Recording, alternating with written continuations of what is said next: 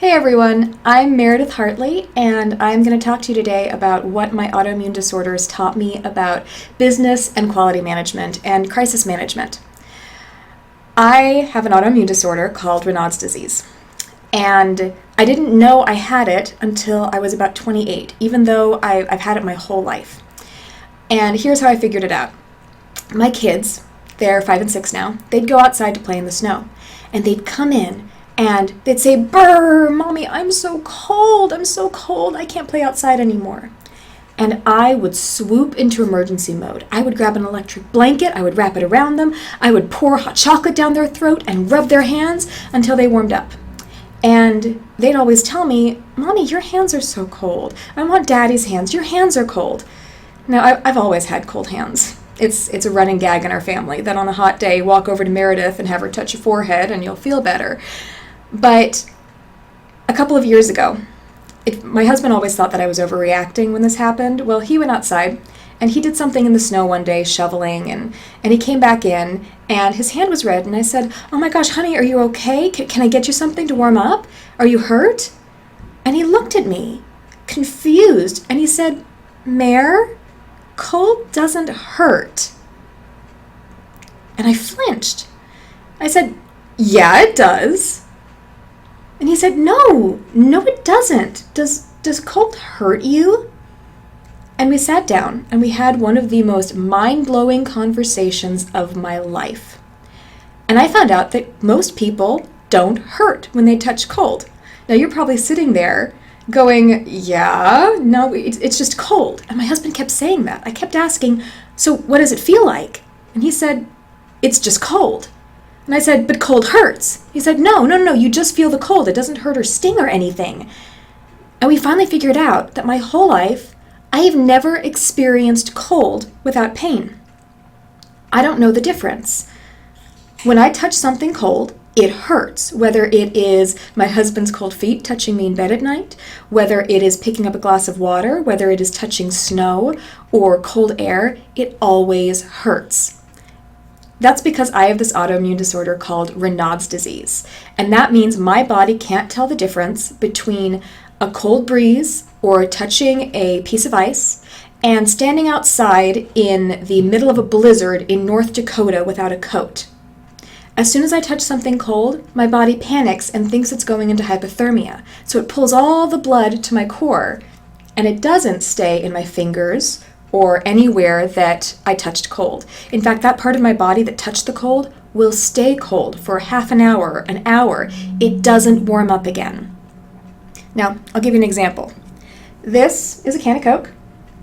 It came out of the refrigerator about 30 minutes ago. So it's still got a little condensation, but it's not freezing or anything. I'm gonna hold it in my hand here for a minute. Nice and cold, no product placement or endorsement implied. You can hold it. Okay, and I'm going to show you my fingers. You see how the tops are turning white and blue from about here up? They've got a blue tint to them. That's because my body has pulled all of the blood out just from touching that can, that cold can. That's how quickly my body responds, and let me tell you, it stings. Not just on the surface, I can feel it down in my bones, and my hand's going to stay cold for a very long time. Similarly, when I go out in the heat, if I walk outside on an 80-degree day and I don't fan myself well enough, or if I'm wearing clothes that are too heavy, I can start getting the early symptoms of heat stroke in regular clothes on an 80-degree day because my body just doesn't regulate temperature properly.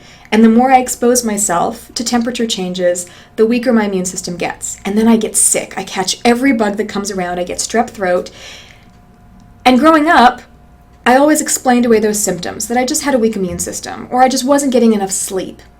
Because my whole life, I assumed that when other people said they were cold, they were feeling the same thing I was feeling. And if I walked in and said that, "Oh my gosh, I'm so cold, I can't get warm," they assumed that I was experiencing the same cold they experienced, and that I was just being a wuss and needed to get over it. And eventually, that's what I thought about myself too. I didn't trust what I was feeling or seeing anymore, or experiencing myself, because everyone else was doing the same thing and they didn't have a problem with it. So I must just be overreacting. It wasn't until I sat down and had a conversation with someone and realized that when we both said cold, we were describing different things. That was when I finally had the information I needed to start taking care of myself and getting better. As soon as we realized that when I talk about cold, I'm describing pain, and everyone else is just talking about a temperature change, I could go to a doctor. I could find out that this weird thing I've been experiencing my whole life has a name, Raynaud's disease, and that I'm not the only one, and that disease actually explains all these other things that have happened to me. It explained my deadly pregnancy complications. It explained why I caught every single bug, every single infection that came around, why I was tired all the time, why I was always cold but never anemic. It explained everything. And once I knew that, I could start protecting myself. Now I wear gloves when I go grocery shopping so I don't reach into the cold freezer. I use a scoop whenever I touch ice. I'm very careful with how I dress to regulate my temperature. And I don't catch every bug that comes around anymore. In fact, I found out from my doctor that if I hadn't taken these steps, my Raynaud's disease is so abnormally severe that I could have developed new autoimmune disorders like MS or type 1 diabetes. Finally putting a name on my problem, identifying the difference, empowered me to prevent further problems from happening and actually solve a lot of problems I was dealing with. It explained so many things. And this happens to us a lot in business. Quality, which I explained as the science of how smart people burn down good businesses, is really a system that teaches us to challenge our assumptions, because everything we do, every decision we make is based off of how we interpret information. And if our assumptions about those facts or data is faulty, if we believe something that isn't true, or if we assume something is true without making sure the data backs it up, then we make poor decisions. We get sucker punched. But if we challenge our assumptions, we can identify problems before they start. We can identify why we're experiencing problems now and fix them.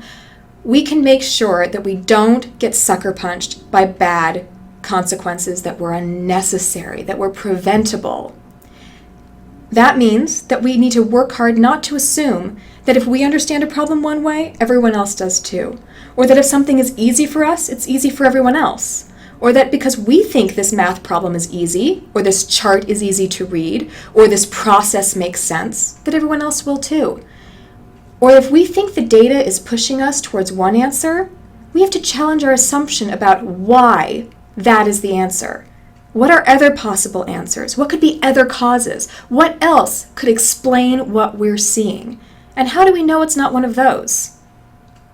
That's the key to solving problems in business, when you're in a crisis, and in life in general, when you're dealing with a miscommunication, is challenging your assumptions.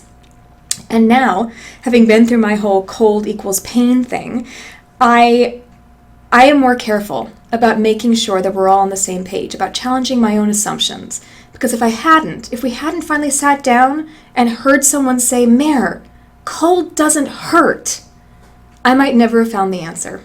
So I encourage you, as you go through the next week, to think about every decision you make, every piece of information you process, every fact you know to be true, and challenge yourself. Ask yourself, how do I know for sure? Is there another possible explanation? How do I know that it's not that other explanation?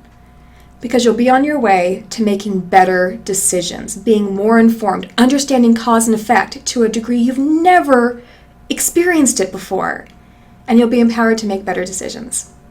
I'm Meredith Hartley from Me2 Solutions. Thanks for watching. If you'd like more free crisis management, business development, and quality management videos, feel free to click subscribe to this Me2 channel on YouTube, or you can also visit our website, www.me2-solutions.com. There are a lot of great free resources there, hundreds of free articles, and if you just want to shoot me an email, you'll find it in the text below, and you can ask me any question you want. I swear it'll go straight to my inbox. I process every single email, and I don't charge for good conversations or good questions.